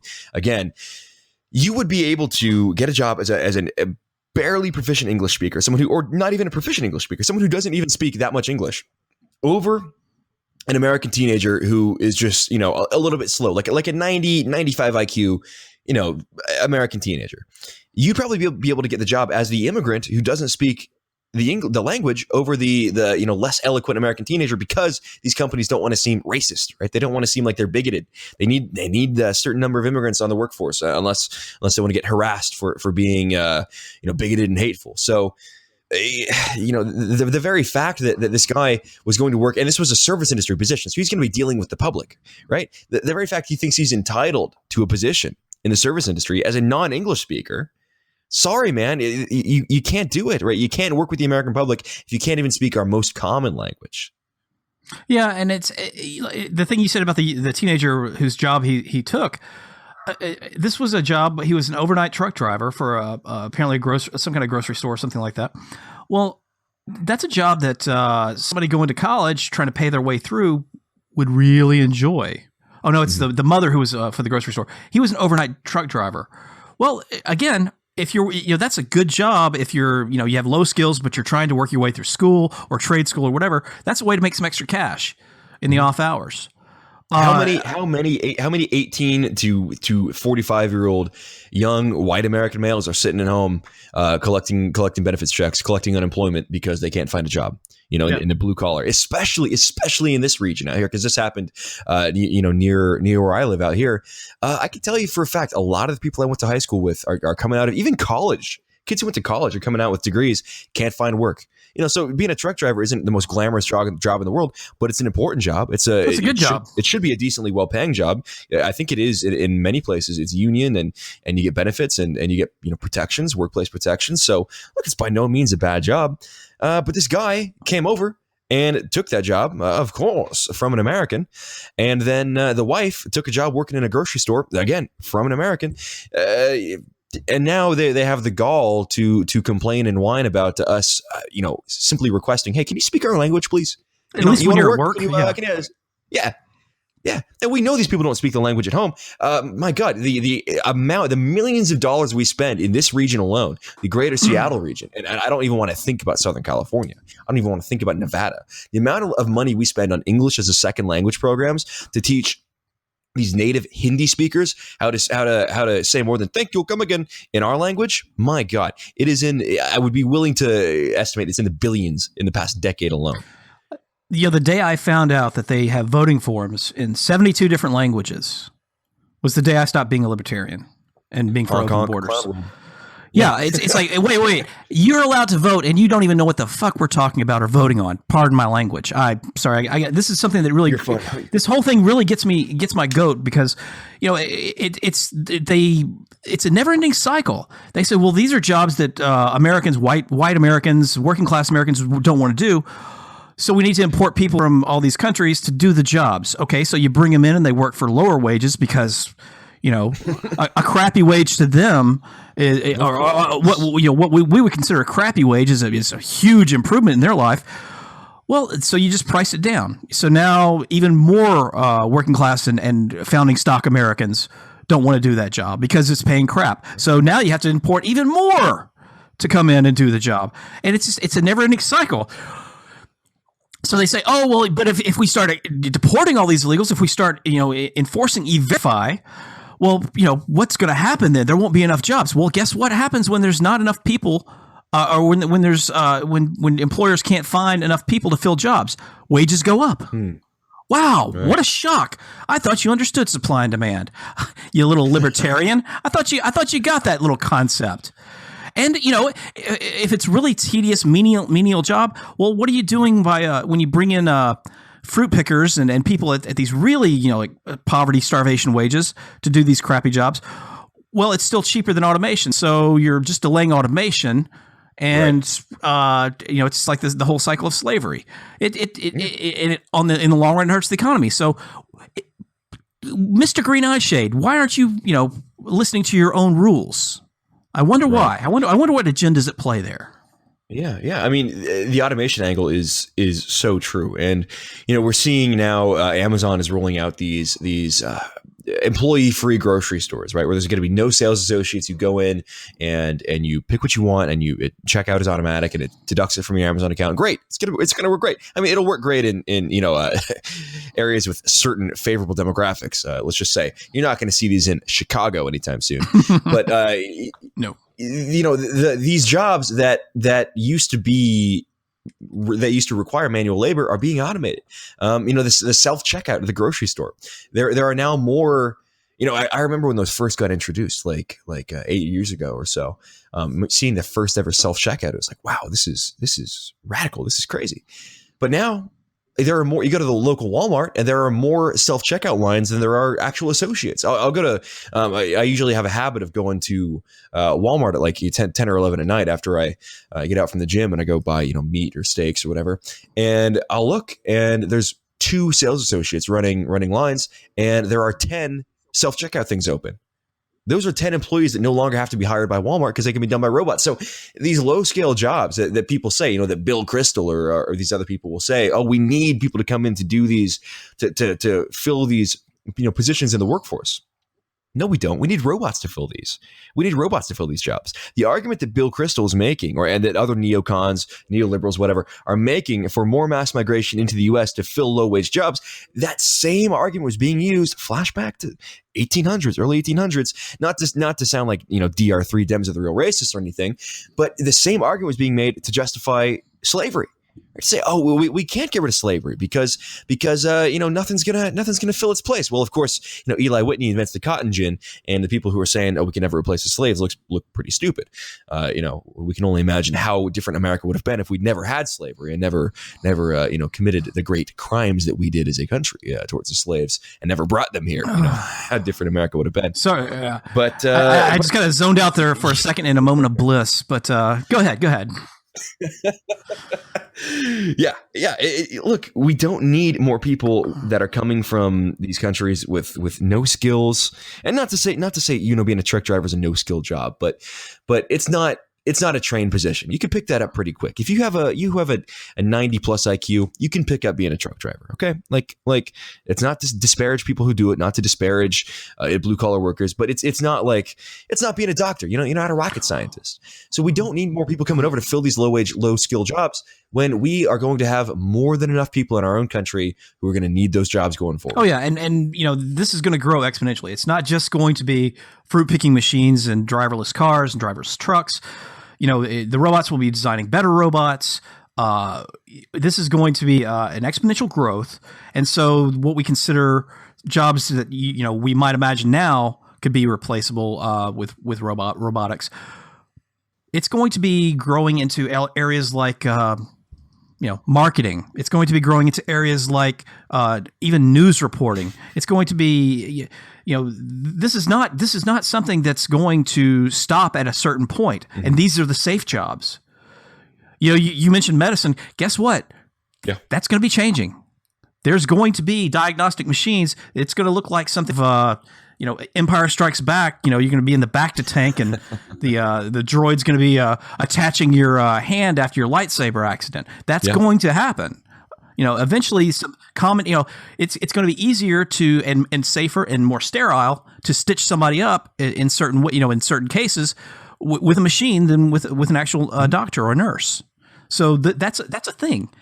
And the argument that we continuously need even more immigration because these jobs are going to be disappearing. The projection is half of the jobs that we know now by the year 2040 will be automated. Right. And guess what? That's not all just Uber drivers and fruit pickers. That's going to be middle class jobs. Absolutely. Yeah, and once we get the sex bot holowaifus invented, like Blade Runner, I mean, Eastern Asian immigration will just be worthless. Like there'll be no more Southeast Asian immigration coming in. Stephen Paddock National. The market has been flooded. You have been devalued. Right. Yeah, Thailand, a hardest hit. Yeah, no, things are changing, and you can only really point to a couple fields that are relatively automation proof. You can point to like law and software design, I suppose, as being relatively free and safe from automation. But even then, like those things can be. We've already seen a massive hit to the lawyer market with things like LegalZoom, right? You used to have to go to a lawyer to get articles of incorporation or some other legal document taken care of. You can just go online and get it done. There's new services, and you may know this better than I do, but for like web diagnosis, like there's a web doctor app now. You can go and like Skype with a practitioner and get a prescription over Skype now. Like these things are changing. Yeah, telemedicine eliminates front office help. It eliminates your office nurse. I mean, this is happening. It's happening before our eyes. But I just think it's going to grow even faster. So it's be prepared. I'm actually sitting there wondering. Eventually we're going to have them smart enough to it's like, okay, here's all the things that go into a good video game. Now design one, and Skynet's going to design us a perfect video game. I'm not sure that anybody's really thinking this through. That's a whole nother issue. But as it comes full circle to immigration, no, we don't need more immigrants. If anything, we need less. Yes. We actually need less people in general. But then we're getting into eugenics, and I'll. I don't want to go down that road right now. We could do a whole special program on that, on Buck v. Bell and Skinner versus Oklahoma, America's greatest mistake. But no, we can look at Japan. I think as a good allegory for this, as a good example of a civilization's natural the natural progression of the integration of technology and humanity, right? Because Japan, they've done so much automation in so many different fields. They have figured out how much manufacturing they're going to do, and they've eliminated the human element to a lot of their manufacturing where it's all automated now. So Japan's population is declining, but it's declining in accordance with how many people they need. Right. So they're not going to be, people say like Westerners are saying, oh my God, Japan's going to need more people. Westerners, right. A certain tribe of Westerners are saying that Japan's going to need more immigrants going forward. They're not, because the jobs that are needing to be filled have been automated, and they will have enough people to maintain a upper class, the maintenance class for the robots that are performing the lower skilled tasks, and they'll be fine. And that's the natural progression of society. Like you end up needing fewer people. Fewer people are necessary to maintain a civilization as hard work gets automated. I mean, you think about back in the day, right? A good allegory would be back in the day, the building of the Empire State Building, right? Like how many guys did it take, lugging steel beams and going up there and setting windows and all that? How many workers did it take? It took thousands and thousands of workers.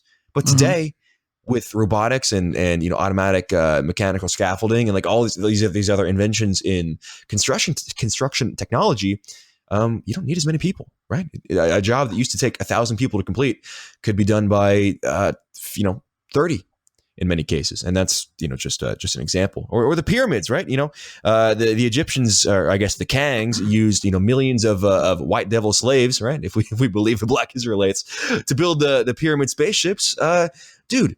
5 guys with a crane could build that today. Oh yeah. Well, this is not just pure idle speculation. This is I've actually seen a machine that lays bricks for building houses. Now that's in home building, there's a certain art. There's a certain obviously you have to have people hands on site and all that. But that's one thing that they can already do, and they can do it better than a person can. So that's just one element of home building. But and you don't have to worry about your machine getting deported. So like if ICE rolls up, your machine's not going anywhere. You don't have to have one white guy that has to stay there the whole day so that they don't start falling asleep in the middle of the day. Yeah, no, but next it's going to be machines that can frame a house. Then the next it'll be the ones that can lay the pipes and do the plumbing. Next it'll be machines that can actually do the sheetrock and the all that stuff. It's going to be it's not going to be long before one person with a crew of machines can put up a house and knock that project out in a day or two. Yeah. And so, if we sit here and act like, we have to have this ever growing population for my GDP, oh man, we are stuck in yesterday's paradigm. Well, think about another thing is not even automation, but just the spread of knowledge, right? So it used to be that if you had an issue with your car and something went wrong, you'd have to either go buy the manual, which would be a barrier to entry, and then go through it and take the time to research it and figure out how to fix the thing and then go buy the part, or just go take it down to your mechanic, let them take care of it. Nowadays, I can go, to replace my window regulator like I did a couple weeks ago.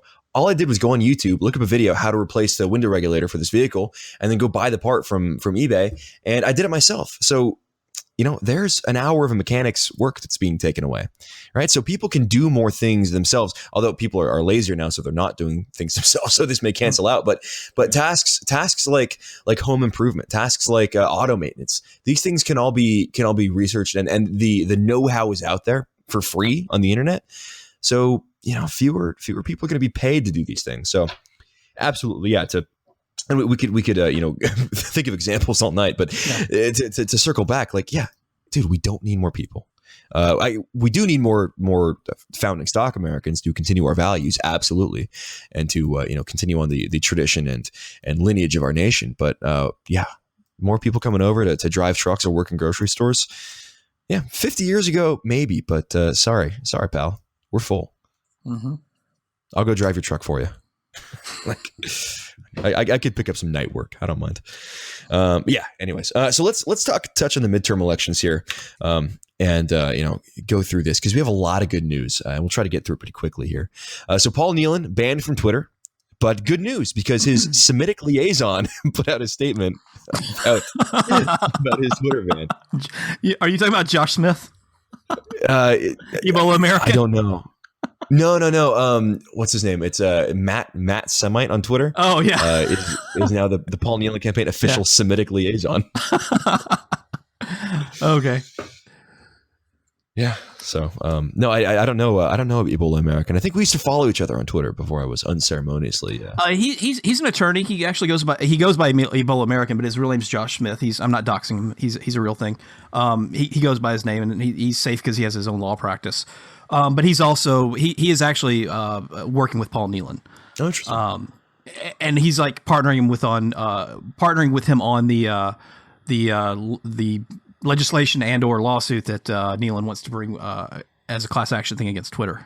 Excellent. Well, that's very good. Good stuff. Yeah, no, I don't think he is. He may be part of the Semitic Council for the Nealon campaign. I don't know, but Paul Nealon's banned, and that is of course giving further fuel to the fire to go after the shall not censor legislation, which we've talked about here before, which is very imperative. Good news coming out of Ohio as well, as we've talked about this. We've made this Ohio Senate race in 2018 kind of our topic that we return to pretty much every episode with updates.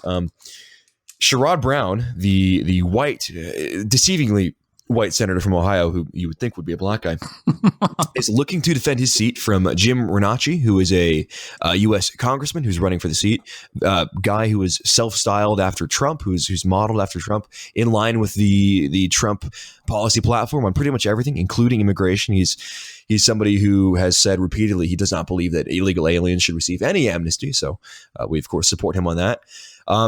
It's looking like they won't even be able to win in this 2018 race because, of course, Ohio was won by President Trump by several percentage points. Ohio was one of the surprising states that was supposed to go for Hillary, but went decisively for Trump. Do you remember the margin of victory, the percentage point margin of victory in Ohio? I think it was like 8 points. It was pretty big, and it was you had John Kasich ready to hang himself over it, and too bad he didn't go through with it. He won by 8 points. And John Kasich consoled himself with another sandwich or bowl of chili or something. Oh my God, that guy's got an eating disorder. I want him to run again just so I can watch him eat. Yeah. There was something oddly addictive about watching this guy stuff his face. It's very therapeutic. Yeah. No. Trump won the state of Ohio by 8 points, and so now I was reading. I read Vox. You read New York Times. I read Vox. We stay up to date on our leftist rags on the internet, and Vox is now saying that if the Democrats lose 2018, then they will be ready to not even contest 2020 in the general election, meaning they will not spend any money, or they'll spend limited money trying to win 2020. So Ohio, because of the racial stratification of the Democratic Party, because of the Democratic Party's full tilt to the left, full tilt against white America, they are giving up states like Ohio. They just simply will never be competitive in Ohio again until Ohio is demographically transformed. But we're starting to see the electoral consequences, the long-term permanent electoral consequences of the direction the Democratic Party is going. If they lose 2018, the party insiders are saying they will not even contest 2020. So this is great news. A new safe red seat for the Republicans. So they're going full AM Joy strategy with just giving up on gathering white votes at all. Yeah, if they lose 18, that's what they're saying. If they can't. Because the thinking is if they can win in 2018, then there's still enough white working class Democrat support in Ohio to remain competitive for 2020. But if they can't win with an incumbent senator, because Sherrod Brown is the incumbent senator, if they can't get the incumbent reelected again, then their prospects are just so dim for 2020. It's not even worth their money. It's almost like the Republicans, just absolutely still refuse the identity politics model. But the white working class is going to be brought kicking and screaming into the identity politics model by the Democrats of all people, because of they're just absolutely giving up on it and relying on the coalition of the ascendant, the collection of brown misfit toys that they rely on now. Right. Yeah. Yeah. And this is the result. We have said it before. We saw it in the 2016 electoral results. But the Republican Party is overwhelmingly white, and the Democratic Party is increasingly non-white, is increasingly a coalition made up of minorities, of Hispanics, Blacks, Asians, etc. And this is just the way that it shakes out, the way that interest groups align. And we can wish it was a different way, but this is just the way it goes. Way she goes. So nothing we can do about it. It's no use fighting it, right? No use fighting nature. You might as well just accept it. And yeah, it's becoming increasingly clear that the Republican Party, much following the rhetoric of President Trump, is going to become the white working class party, and the party of the white working class, middle class, and upper middle class.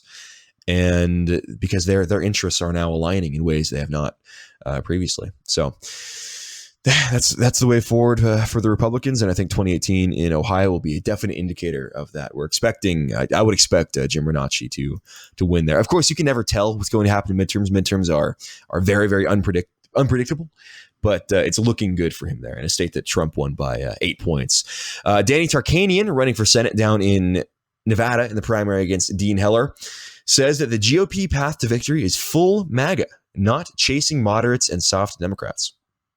He did an interview on the Sirius XM Breitbart News Sunday show with the editors at Breitbart, and he outlined the difference between him and the incumbent Dean Heller. Of course, Danny Tarkanian is the challenger who's running for the Senate seat. He says the difference between him and Dean Heller is Dean Heller thinks you win a general election by catering to moderates and soft Democrats, and if you're nice enough to them, if you vote their way, you'll get them to vote for you in the general, and you'll win. Of course, that is not true. So good. I think that, I agree. I disagree with Danny Tarkanian on some of his stances on identity politics. He does this like the bit they do where they say, "Oh, we hate identity politics." It's like, yeah, guy, we'll give you a couple more months of that shtick, and then you'll be realizing that doesn't work. Yeah, it's. I'm not into racist or racial identity politics. You can hear Yoda's voice. You will be. Yeah, it's you are. I mean, look, everybody is, right? And signaling. They just don't admit it. Yeah, signaling against identity politics is implicitly white. I never thought of it that way. That's perfect. Right? Like because only white Americans are doing that. Only European Americans signal about how they don't like identity politics. By and large. I mean, there are some minorities who do. And I don't want to be overly generalizing here, but generally speaking, it's only white American. You only ever hear white Americans say that. So look, Danny white Americans say that they're colorblind. You never hear anybody but white Americans say, I'm colorblind when it comes to race. Right. No black person ever says that, and more power to them for that, for at least being honest about it. It's not a bad thing. That's yeah. The acknowledging the real identity, and I think that's something that in a way, people say, oh, white supremacist or whatever. Not at all. In fact, I'm very envious in some ways of Black Americans and of Hispanic Americans for being so in touch with their identity, and I'm jealous of their ability to express that identity and really have something stronger that grounds them than just being an American, right? Being an American, it only grounds them. Yeah. Yeah, it grounds them. It creates community. It creates fellowship in a way that white people can't have, and that's again, it's why you will see white people substitute for identity or group identity and community. All these very shallow consumer things, whether it's the sports ball team, whether it's sports ball team, or it could be just I'm a Star Wars guy, I'm a Star Trek guy. Or just whatever it is, I'm into these comic books. I'm into DC. I'm into Marvel. Mm-hmm. It devolves down into all these meaningless things when when what it is, it's a proxy for the more natural and healthy desire for a community of people of like minds and likeness for one of a better for people of your own kind. Yeah, no, in-group preference, this is not like a conspiracy theory either. In-group preference is a natural human inclination. It's linked to the amount of oxytocin in a person's brain. And more oxytocin, stronger in-group preference. And that in-group preference can manifest itself in different ways, right? And so you're seeing, you see, like if you look at the forums and you look at places online, you see this weird phenomenon emerging. And it's not weird when you understand why it's happening, but 50 years ago, it would be weird to anybody back then, where young white men and middle-aged white men are identifying themselves based on, like you said, consumer products, right? Oh, you're a Mac guy, you're an Apple guy, you're a PC guy, you're an Android guy. It's like these weird identities based on like what you buy, what you consume, or what mm-hmm. video games you play. That becomes an identity, a substitute identity. And so it's attractive to people because it's a safe way to express that natural inclination they have, that natural biological inclination they have to be part of a group. Of course, they're told you can't be proud of being a man. You can't be proud of you can't be proud of your heritage. You can't have male only spaces, right? Boy Scouts, not going to happen. These men only, any other men only organization, not going to happen. So they break down all of these groups where people can have natural in-groups and natural healthy in-groups. And they say, okay, well, you can still identify as a Star Wars guy or a Star Trek guy. Like that's still okay. And it's like, okay, well, if that's all I'm left with, then I guess I'm stuck there.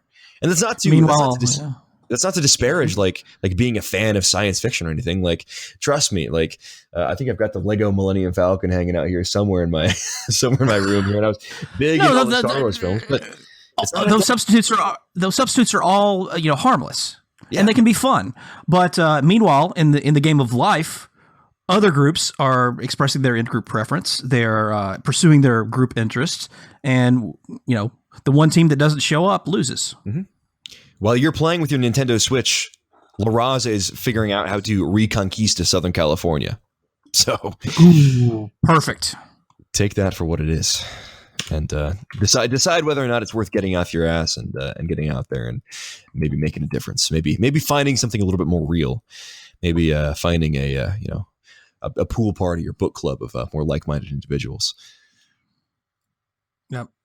Absolutely. Yeah, it's a oversimplification, but game theory says the individual, when the individual is in conflict with the group's always going to win. That's just the way it works, and we can't all show up as atomized individuals and say, "Oh, well, I have my principles." Well, good luck with that.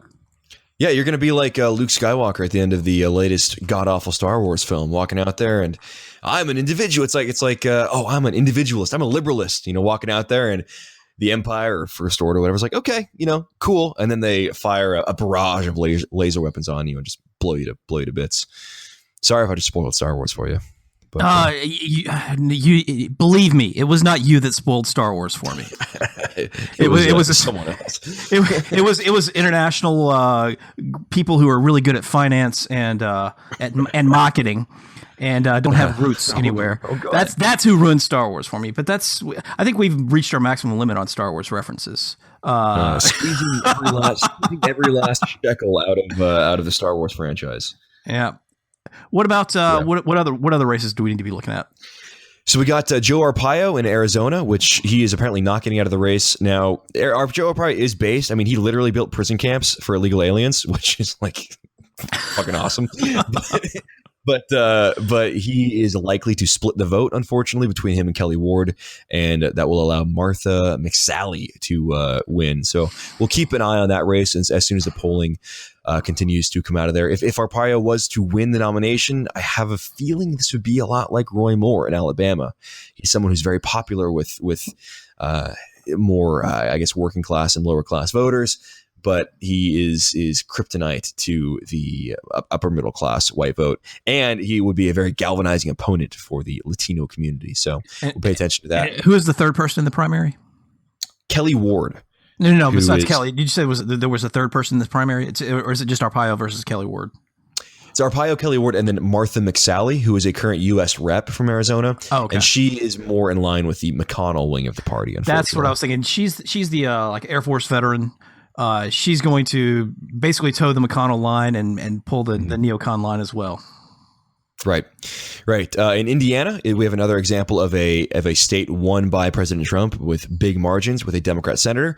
This is one of the ones most likely to be flipped by Republicans. Let me see this here. This is, of course, let me see if I can find it. Indiana. Yeah. Joe Donnelly, Democrat senator from Indiana. And again, Indiana is a state. That's where Pence was from, right? Mike Pence is from Indiana. Oh, yes, absolutely. This is a very the best people come from Indiana. The very best people come from Indiana. Let me tell you. I can speak from personal experience. We have an expert here. Yeah, exactly. So, Donnelly apparently has a new scandal emerging where his family company sold.